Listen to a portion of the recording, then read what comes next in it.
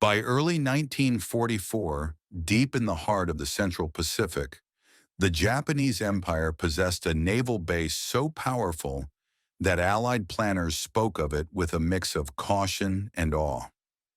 Its name was Truk Lagoon.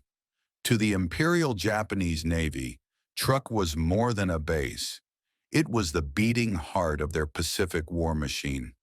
To American intelligence officers, it earned a chilling nickname, the Gibraltar of the Pacific. Truk's strength lay first in geography. A vast natural lagoon, over 40 miles wide, encircled by a ring of volcanic islands, provided sheltered anchorage for hundreds of ships. Narrow reef passages acted as natural choke points, easily defended by coastal guns, mines, patrol craft. From the air, the lagoon appeared calm and invulnerable, an inland sea protected by nature itself. Over the years, Japan transformed this natural harbor into a floating fortress. Concrete airfields covered the surrounding islands. Anti-aircraft batteries dotted the hillsides. Radar stations, fuel depots, ammunition bunkers, repair docks, and submarine pens spread across the atolls. From Truk, Japanese fleets had surged south toward Guadalcanal, east toward the Marshalls, and north to defend the home islands. Every major Japanese operation in the Central and South Pacific had passed through this lagoon. Anchored inside were warships of every class: heavy cruisers, light cruisers, destroyers, submarines, auxiliary vessels, and endless lines of transport ships loaded with fuel, aircraft parts, food, and ammunition. Carrier task forces rotated through Truk to refuel and rearm. Damaged ships limped into its docks and emerged ready to fight again. As long as Truk lived, Japan could still project power across thousands of miles of ocean. Japanese commanders believed the base was untouchable. Its distance from major Allied positions, combined with heavy defenses and the threat of a decisive fleet battle, convinced them that the Americans would bypass Truk rather than confront it directly. The lagoon was meant to be a shield, one that would bleed any attacker dry. But by February 1944, the strategic balance had shifted. American carriers now roamed the Pacific with unprecedented strength. Japanese air power was thinning, and Truk, once a fortress, had quietly become a trap. Unseen beyond the horizon, a storm was gathering. By the beginning of 1944, Truk Lagoon was no longer just a naval base. It had become a vast floating warehouse for Japan's Pacific War. Everything the Imperial Navy needed to keep fighting — fuel, ammunition, aircraft, spare parts, food — passed through Truk. The lagoon was crowded with steel, oil, and men. Anchored inside were dozens of ships. Heavy and light cruisers rested at anchor, their hulls dark against the blue water. Destroyers refueled and took on supplies before returning to escort duties across the Pacific. Submarines slipped in and out of hidden pens carved into the islands. Auxiliary vessels, repair ships, tenders, depot ships, formed an industrial network afloat, capable of sustaining fleet operations far from Japan's home ports. Most critical of all were the transport ships and oilers. Japan's war depended on fuel, and trucks stored massive quantities of it. Tankers delivered aviation gasoline for carrier aircraft, diesel for submarines, and bunker fuel for surface ships. Warehouses on shore overflowed with bombs, torpedoes, artillery shells, and crates of aircraft parts. In many ways, Truk functioned as Japan's last secure logistics hub in the Central Pacific. The airfields surrounding the lagoon added another layer of strength. Fighter units and reconnaissance aircraft operated from multiple islands, providing early warning and local air defense. On paper, any American force approaching Truk would face waves of interceptors supported by dense anti-aircraft fire from both land and sea. But beneath the appearance of strength, cracks were forming. Many frontline combat ships had already been withdrawn north to avoid destruction by American carrier strikes. What remained in Truk were largely support vessels, essential to the war effort, but slow, lightly defended, and packed tightly together. Ships lay at anchor wingtip to wingtip, hull to hull, with little room to maneuver. Even more dangerous was the illusion of safety. Japanese commanders believed Truk was too distant, too well protected, to be attacked directly. As a result, air defenses were complacent, radar coverage incomplete, and ships remained clustered in the lagoon rather than dispersed at sea. What was meant to be Japan's greatest strength had become a liability. Truk was no longer just a fortress. It was a concentration of targets. And somewhere far to the east, American carrier decks were already crowded with aircraft warming their engines. For years, Truk Lagoon had been shielded not only by distance and defenses, but by uncertainty. The Americans knew it existed. They knew it was important, but they did not know exactly what was inside, or whether it could be struck without unacceptable losses. That began to change in late 1943. The turning point came through intelligence. American submarines prowling the approaches to Truk began reporting an increase in ship traffic entering the lagoon, but fewer warships leaving it. Reconnaissance aircraft flying long-range missions photographed crowded anchorages. Rows of transports, oilers, and auxiliary ships packed tightly together. Signals intelligence revealed frantic Japanese communications about fuel shortages and repair backlogs. Piece by piece, the picture became clear. Truk was no longer a forward combat base. It had become a warehouse, full, slow, and exposed. Admiral Chester Nimitz and his planners at Pearl Harbor studied the reports carefully. What they saw was not an impregnable fortress, but a strategic opportunity. Japanese carrier forces had already been pulled back toward the home islands to avoid destruction. Truk's air defenses were strong on paper, but thin in reality.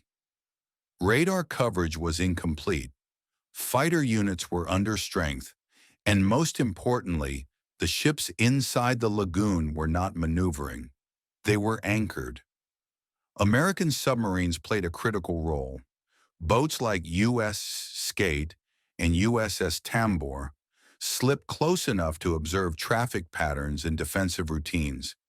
They noted gaps in patrol coverage and predictable schedules. Truk's defenders believed the lagoon was too distant for a carrier strike. That belief shaped everything. Meanwhile, American carrier task forces had grown stronger with every month. New Essex-class carriers were arriving in the Pacific. Fighter pilots were better trained. Aircraft were faster, more heavily armed, and far more numerous than anything Japan could deploy from Truk. By January 1944, the decision was made. Truk would not be bypassed. It would be smashed from the air. The operation was given no warning, no buildup, no gradual pressure. It would be a sudden blow, delivered with overwhelming force before the Japanese could react. For Truk Lagoon, the countdown had begun. In early February 1944, the most powerful naval striking force the Pacific had ever seen began to assemble far beyond the reach of Japanese eyes. Its name was Task Force 58. Under the command of Vice Admiral Mark Mitcher, it represented a new kind of warfare, one built not around battleships and decisive gun duels, but around air power delivered at unprecedented scale. Task Force 58 was immense. 5 fleet carriers and 4 light carriers formed its core. their flight decks crowded with hundreds of aircraft. Fighters, dive bombers, and torpedo planes were packed wing to wing below deck, fueled and armed for sustained combat. Battleships and cruisers provided anti-aircraft protection, while destroyers screened the formation against submarines. This was not a raid. It was a moving fortress of steel and aviation fuel. The air groups alone told the story of the shifting balance of power. Grumman F-6F Hellcats, fast, rugged, and heavily armed, now dominated the skies. SBD Dauntless dive bombers and TBF Avenger torpedo planes waited for their targets. Each carrier could launch strike after strike, hour after hour, without exhausting its strength. Japan had nothing comparable left in the Central Pacific. Secrecy was absolute. Radio silence was enforced. Courses were plotted to avoid known shipping lanes. Even many American pilots did not know their destination. What mattered was surprise. Truk had to be struck before its defenders could disperse ships, reinforce air patrols, or escape to open sea. As Task Force 58 steamed westward, its commanders understood the risk. Truk was still heavily defended. Hundreds of anti-aircraft guns ringed the lagoon. Mines protected the approaches, and any misstep could draw the fleet into a counterattack by Japanese submarines or land-based bombers. But the gamble was deliberate. Speed, mass, and shock would replace caution. The carriers would strike first, destroy Truk's air power, and turn the lagoon into a killing ground. On the evening of February 16th, Mitcher's carriers turned into the wind. Aircraft were brought up from below decks. Engines were warmed. Pilots climbed into cockpits and adjusted harnesses in silence. Ahead lay Truk Lagoon. At dawn, the fortress would awaken. Too late. Just before dawn on February 17, 1944, the Pacific Ocean was calm. Above it, Task Force 58 turned into the wind. On carrier flight decks, red deck lights glowed softly as engines coughed to life. Pilots climbed into cockpits knowing only one thing for certain: surprise was everything. At 05:45 hours, the first aircraft launched. F-6F Hellcats roared down the decks and vanished into the darkness, climbing toward Truk Lagoon. Behind them followed dive bombers and torpedo planes, their payloads intended not for ships, but for airfields. The first mission was clear: destroy Japanese air power before it could respond. As the sky began to lighten, American fighters swept over Truk's islands. Japanese pilots were still asleep. Aircraft sat wingtip to wingtip on airstrips at Eton, Moen, and Param. Radar warnings came too late. The attack hit with surgical violence. Hellcats strafed runways and parked aircraft, their .50 caliber guns tearing through fuselages and fuel tanks. Planes exploded before their engines ever started. Dive bombers followed, dropping bombs onto hangars, fuel dumps, and maintenance areas. Thick black smoke rose as aviation gasoline ignited across the islands. Japanese resistance was chaotic. Anti-aircraft guns opened fire blindly, tracers clawing at the sky. A handful of fighters managed to take off, but they were met by overwhelming force. The Hellcat proved merciless, faster, tougher, and better armed than anything Japan could field at Truk. It dominated the air within minutes. By mid-morning, Truk's air defenses were shattered. Over 250 Japanese aircraft were destroyed, most on the ground. American losses were minimal. The sky belonged entirely to Task Force 58. With air superiority secured, the lagoon was now exposed. What had once been a shield became a trap. Ships at anchor had nowhere to hide. There were no fighters left to protect them. no warning of what was coming next. As smoke still drifted from the airfields, American strike aircraft regrouped, rearmed, and turned their attention inward, toward the lagoon itself. The real destruction was about to begin. With Truk's airfields in flames and its skies stripped of defenders, the American strike aircraft turned inward toward the lagoon. What they saw was exactly what intelligence had promised. Ships everywhere. Tankers, transports, destroyers, auxiliary vessels, all lying at anchor with nowhere to run. The attack began immediately. Dive bombers screamed down from altitude, their brakes shrieking as bombs fell directly onto decks and engine rooms. Torpedo planes skimmed the water, releasing their weapons into the calm lagoon where ships could not maneuver. Explosions tore through hulls at the waterline. Fires spread unchecked. Fuel ignited. Ammunition cooked off in violent secondary blasts. Japanese crews fought desperately. Anti-aircraft guns fired until they were destroyed or ran out of ammunition. Damage control teams tried to seal flooding compartments, but the hits were too precise and too numerous. Ships struck at anchor were helpless. No speed, no evasive action, no protection from the rain of steel falling from above. Oil tankers were the first to die. When bombs penetrated their decks, the lagoon itself caught fire. Burning fuel spread across the water's surface, trapping sailors in flames. Black smoke climbed thousands of feet into the air, marking targets for the next wave of attackers. Transports followed, packed with supplies, vehicles, and munitions. They erupted violently when hit. Some sank slowly, rolling onto their sides as crews abandoned ship. Others disappeared in minutes, dragged under by flooding they could not control. Destroyers attempted to escape. A few got underway, racing for the lagoon's exits, but American aircraft hunted them relentlessly. Torpedoes slammed into sterns and engine rooms. Bombs shattered bridges and gun mounts. One by one, the warships went silent. By afternoon, Truk Lagoon was unrecognizable. Wrecks burned everywhere. Masts and funnels jutted from the water like grave markers.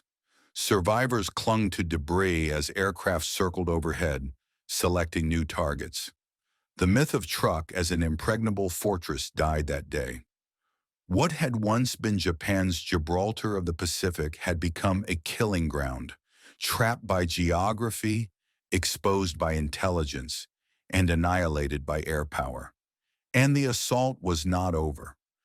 As Truk Lagoon burned, the remaining Japanese ships faced a single choice: escape or die. Those that still had power raised steam and raced toward the narrow exits of the lagoon, hoping to reach open sea before the next American strike arrived. But escape itself had become a deadly gamble. American carrier aircraft were already waiting. Hellcats patrolled the approaches, scanning the water for any movement. Dive bombers orbited overhead, ready to strike at the first sign of a ship breaking free. Torpedo planes prowled low over the waves, turning the lagoon's exits into kill zones. One by one, Japanese vessels attempted to flee. A destroyer sprinted for the northern passage, only to be caught by dive bombers moments later. Bombs smashed into its stern, jamming the rudder and flooding the engine room. The ship slowed, listed, and vanished beneath the surface in minutes. Further south, a transport staggered forward with smoke pouring from its holds. Torpedoes struck her broadside. She rolled over and sank with most of her crew still aboard. Even submarines were not safe. American aircraft attacked them as they surfaced to recharge batteries or escape. Bombs and depth charges exploded around their hulls, forcing emergency dives or sealing their fate in shallow water. Below the surface, American submarines completed the trap. Boats stationed outside Truk intercepted ships that had slipped past the air attacks. Torpedoes fired from unseen angles finished off damaged cruisers and transports limping toward Japan. There was no safe direction to flee. For Japanese sailors, the ocean offered no mercy. Survivors clung to wreckage, watching American aircraft circle overhead. Burning fuel spread across the water, igniting debris and sealing off escape routes. Rescue was impossible. No reinforcements could reach them. Truk had been isolated completely. By nightfall, the lagoon's exits were choked with wrecks. What had been Japan's primary fleet anchorage was now a sealed graveyard. Any ship that moved was destroyed. Any ship that stayed burned. Operation Hailstone had achieved total containment. Truk was not merely attacked, it was neutralized, and the strategic consequences were only beginning to unfold. When the smoke finally began to thin over Truk Lagoon, the scale of destruction revealed itself. What had once been a crowded anchorage was now littered with twisted steel, burning oil, and the remains of Japan's Pacific logistics network. Ships lay capsized or submerged in shallow water, their masts and superstructures protruding like broken bones. The numbers were staggering. In just 2 days, American carrier aircraft had sunk or destroyed more than 40 Japanese vessels. These were not frontline battleships or carriers, but they were just as vital. Oilers, transports, ammunition ships, repair vessels, submarine tenders, entire categories of naval support were wiped out in a single operation. Over 250 Japanese aircraft had been destroyed, most of them before they ever left the ground. Truk had not lost a fleet. It had lost its ability to function. Fuel supplies burned uncontrollably. Ammunition dumps detonated. Warehouses collapsed. Even ships that were not sunk were so badly damaged that they would never sail again. The lagoon itself became poisoned, thick with oil slicks and debris that made recovery operations impossible. For Japanese commanders, the realization was devastating. Truk could no longer serve as a forward base. It had no air cover, no fuel reserves, no repair capacity, and no safe shipping lanes. What remained were wrecks and survivors stranded thousands of miles from home. American losses were minimal. Fewer than 30 aircraft were lost, most to anti-aircraft fire. No major warships were damaged. The imbalance was overwhelming, and it sent a clear message throughout the Pacific. The photographs taken after the attack told the story better than any report. Aerial images showed ship after ship resting on the lagoon floor, preserved in shallow water like a frozen moment of catastrophe. These wrecks would remain untouched for decades, silent evidence of how quickly air power could erase naval dominance. Truk Lagoon had been neutralized without an invasion. No Marines stormed its beaches. No battleships fired a shot. The base was simply bypassed, rendered irrelevant by destruction from the air. The era of the battleship fortress was over. The destruction of Truk Lagoon sent shockwaves through the Japanese command structure. What had been considered an untouchable stronghold, the beating heart of Japan's naval power in the Central Pacific, had been crippled in less than 48 hours. The implications were immediate, strategic, and irreversible. For the Imperial Japanese Navy, Truk's neutralization shattered the idea of a forward fleet base. Without fuel reserves, repair facilities, air cover, or secure anchorage, the combined fleet could no longer operate east of the Philippines. Warships were forced to withdraw westward, closer to Japan, abandoning entire regions of the Pacific to American control. This single operation collapsed Japan's defensive geometry. American planners quickly understood what Hailstone had achieved. With Truk removed from the map, there was no longer a need to assault it directly. The base could be bypassed, isolated, and left to wither. This became the blueprint for the remainder of the Pacific War. Leapfrogging fortified positions, cutting supply lines, and letting air power do the killing. For Japanese commanders, the psychological impact was devastating. Truk had been more than a base. It was a symbol of security, depth, and permanence. Its destruction proved that nowhere was safe, no anchorage was beyond reach, no fleet concentration could hide from carrier aviation.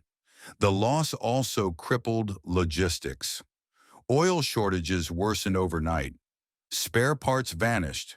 Submarine operations were curtailed. Surface fleets could no longer mass without risking annihilation from the air. Every movement now required caution, dispersal, and retreat. Meanwhile, American momentum accelerated. The Marshalls, the Carolines, and later the Marianas were assaulted with confidence. Japanese resistance remained fierce, but it was fragmented, undersupplied, and strategically blind.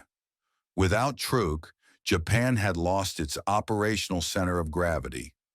Operation Hailstone did not end the war, but it changed its direction permanently.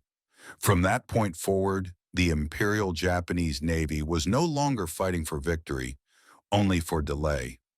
After Operation Hailstone, Truk did not fall in battle. It was simply abandoned by history. American forces never returned to finish it. There was no invasion, no amphibious assault, no final stand. Truk was bypassed, cut off from fuel, supplies, reinforcements, and hope. The once mighty bastion of the Imperial Japanese Navy became an isolated outpost, surrounded by American-controlled seas and skies. Inside the lagoon, the wrecks remained exactly where they had sunk. Damaged ships were stripped of anything useful. Survivors were reassigned to shore defenses, where they waited for an invasion that never came. Food grew scarce. Malaria spread. Aircraft were cannibalized for parts that could never be replaced. The base that once supported fleets and campaigns now struggled to sustain life. For Japanese soldiers stationed on Truk, the war became one of waiting and endurance. They listened to distant bombers heading west. They heard rumors of defeats in the Marianas, the Philippines, Okinawa. They knew the end was coming, but there was nothing they could do to change it. When Japan surrendered in August 1945, Truk was still there. Still armed, still occupied, but irrelevant. In the decades that followed, the lagoon gained a second life. Divers discovered intact ships preserved by warm water and shallow depths. Tanks, aircraft, torpedoes, trucks, all resting silently beneath the surface. Truk Lagoon became the world's largest underwater museum, a frozen moment of destruction untouched by time. Each wreck tells the same story. That air power had ended the age of the naval fortress. That fleets without protection were doomed, and that modern war no longer required conquest, only isolation and annihilation from above. Operation Hailstone proved that victory did not always come from capturing territory. Sometimes it came from erasing purpose. Truk was never retaken, it was simply left behind.